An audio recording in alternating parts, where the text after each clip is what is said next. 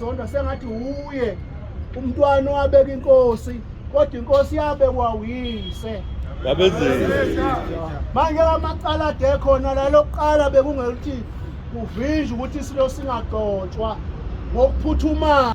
Ijaji lisichithile ke leso sicelo kwathiwa inkosi kade yaba khona uphuthunywana ngoba isibekiwe. Welcome to Zwide Media. If you're new to this channel, please subscribe. Don't forget to like, comment and share. Here's a new video for today. Enjoy.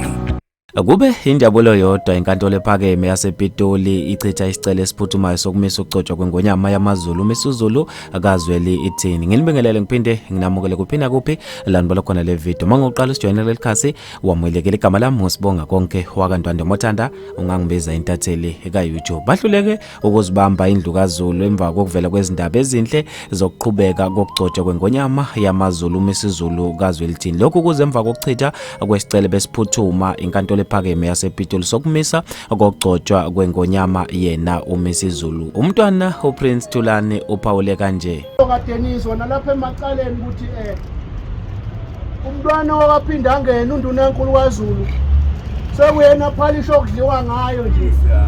Ekuseni ebintambama umntwana wakaphinda angena. Abantu bahlala nje bebhekene naye.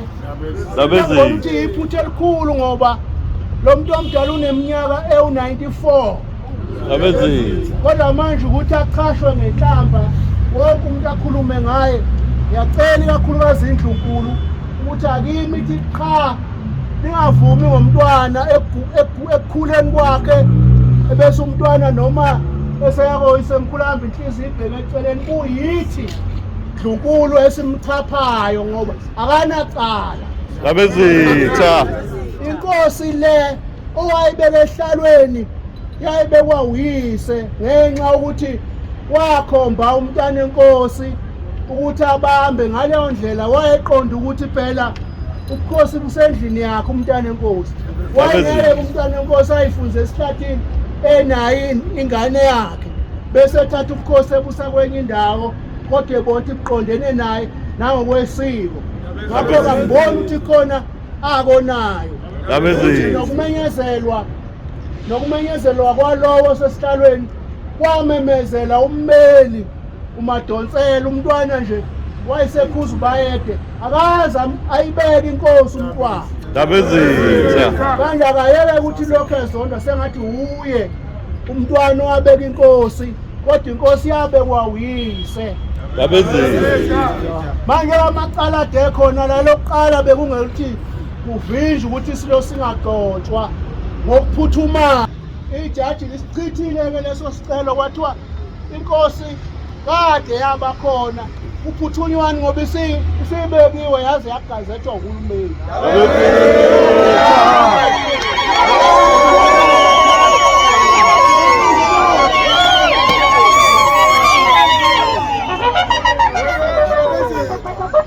Iqala elinye belithi uhulumeni wakwaZulu Natal akamise konke imali lezi eyisapota